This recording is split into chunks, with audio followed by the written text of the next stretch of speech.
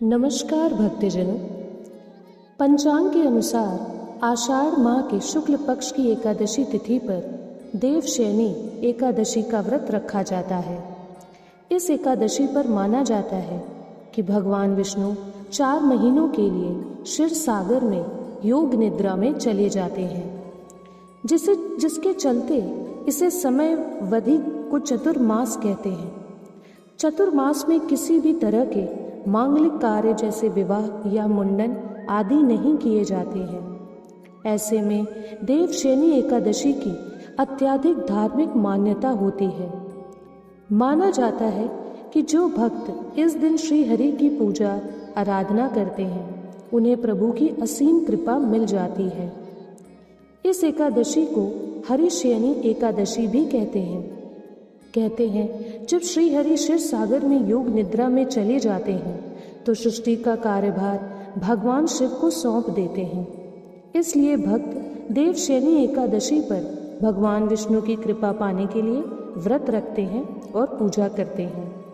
इस साल देवशयनी एकादशी की तिथि को लेकर काफी उलझन की स्थिति बन रही है।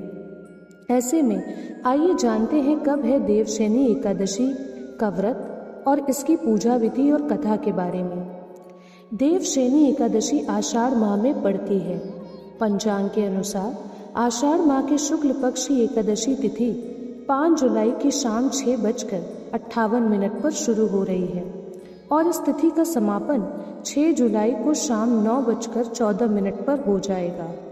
ऐसे में 6 जुलाई रविवार के दिन देवशयनी एकादशी का व्रत रखा जाएगा और इस बार देवशयनी एकादशी सोमवार के दिन पड़ रही है, तो इस बार देवशयनी एकादशी और भी खास होने वाली है। इस दिन पूरे मनोभाव से भगवान विष्णु की पूजा की जाती है। आइए जानते हैं इसकी विधि के बारे में। देवशयनी एकादशी पर सुबह उठकर स्नान पश्चात व्रत का प्रण लिया जाता है। इस दिन पीले रंग के वस्त्र पहनना शुभ होता है और पूजा सामग्री में पीली चीजें शामिल करने की विशेष मान्यता होती है। पूजा करने के लिए भगवान विष्णु के समक्ष पीले वस्त्र, पीले फूल, धूप, दीप और तुलसी दल अर्पित किए जाते हैं। भगवान विष्णु के मंत्रों का जाप किया जाता है। एकादशी की व्रत कथा पढ़ी जाती है और आरती के पश्चात भोग लगाकर पूजन का समापन होता है। देवशयनी एकादशी पर आपको पीले रंग की मिठाई का भोग लगाना बेहद शुभ होता है। इस दिन श्रीहरि को पीले पेठे या केसर वाली बर्फी का भोग लगाना चाहिए। भोग में साबूदाने की खीर शामिल भी की जा सकती है। फल जैसे केला, अनार, सिंघाड़ा और सेब को भगवान विष्णु को अर्पित किया जा सकता है। पंचामृत का भी भोग लगाया जा सकता है।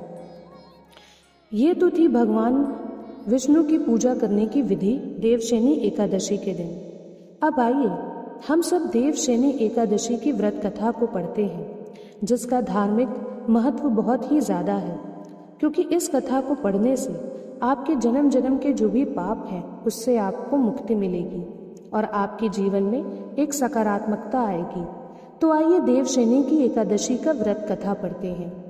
देवशयनी एकादशी व्रत कथा का वर्णन खुद भगवान श्री कृष्ण ने किया है। शास्त्रों के अनुसार भगवान श्री कृष्ण ने इस वृत्तांत को धर्मराज युधिष्ठिर को सुनाया था। पौराणिक कथाओं के अनुसार सतयुग में मानधाता नामक एक चक्रवर्ती राजा राज्य करते थे। मानधाता के राज्य में प्रजा सुखी थी। एक बार उनके राज्य में 3 साल तक वर्षा नहीं होने के वजह से भयंकर अकाल पड़ गया था। अकाल से चारों ओर त्रासदी का माहौल बन गया था। इस वजह से यज्ञ, हवन, पिंडदान, कथा, व्रत आदि कम होने लगे थे। प्रजा ने अपने राजा के पास जाकर अपने दर्द के बारे में बताया।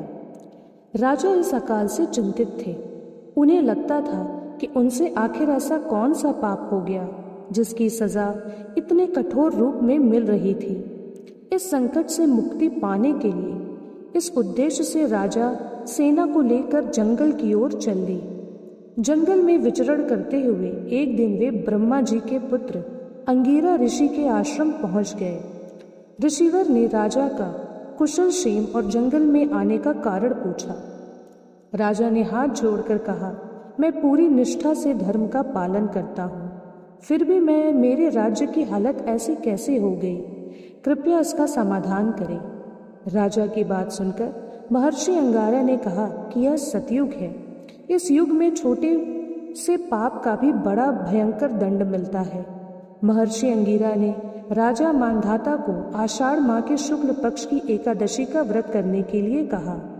महर्षि ने कहा कि इस व्रत के प्रभाव से अवश्य ही वर्षा होगी। महर्षि अंगिरा के निर्देश के बाद राजा अपने राज्य की राजधानी लौट गए।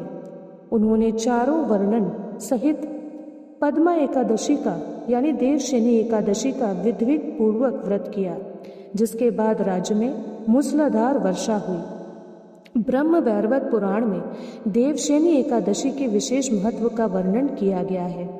मान्यता है कि देवशयनी एकादशी के व्रत से भक्त के समस्त मनोकामनाएं पूर्ण होती हैं और कई जन्मों के पापों से भी मुक्ति मिलती है। इसी के साथ देवशयनी एकादशी की व्रत कथा समाप्त होती है। सारे लोग मिलकर बोलिए, जय विष्णु भगवान। आप देवशयनी एकादशी की व्रत कथा के बाद भगवान विष्णु के कुछ मंत्रों का जाप तुलसी की माला से 108 बार कर सकते हैं, जैसे ओम नमो भगवते वासुदेवाय नमः, ओम लक्ष्मी नारायण नमो नमः, ओम ब्रह्म बृहस्पतये नमो नमः। आपको बताए गए विधि अनुसार देवशयनी एकादशी की व्रत कथा पढ़नी है और उनके मंत्रों का जाप करना है, तभी आपको इसका पूरा फल मिलेगा। देवशयनी एकादशी के दिन बताए गए विधि अनुसार आप भगवान विष्णु की पूजा करिएगा, उन्हें भोग चढ़ाइएगा, तभी आपको अपने दोषों से मुक्ति मिलेगी। कहा जाता है कि सोमवार के दिन देवशयनी एकादशी का व्रत पढ़ने से इसका महत्व बहुत ज़्यादा हो गया है। इसलिए आप पूरे विधि विधान से हो सके तो ब्रह्म मुहूर्त में उठकर आप भगवान विष्णु की पूजा करिएगा और उनके मंत्रों का जाप करिएगा, ताकि आपको भगवान विष्णु की विशेष कृपा प्राप्त हो और आपकी सारी मनोकामनाएं पूर्ण हो। आप भगवान विष्णु के साथ साथ मंदिर जाकर भगवान शिव की भी पूजा कर सकते हैं, ताकि आपको दोनों देवताओं की विशेष कृपा प्राप्त हो।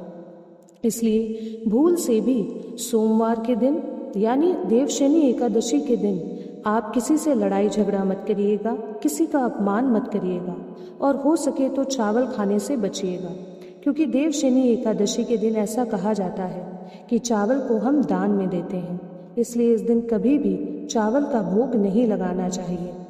बताए गए विधि अनुसार आप भगवान की पूजा करिएगा, आपकी सारी मनोकामनाएं पूर्ण होंगी। इसी के साथ दोस्तों, अगर आपको ये वीडियो पसंद आए तो वीडियो को लाइक, शेयर, सब्सक्राइब ज़रूर करें। मिलते हैं अगले वीडियो में। धन्यवाद।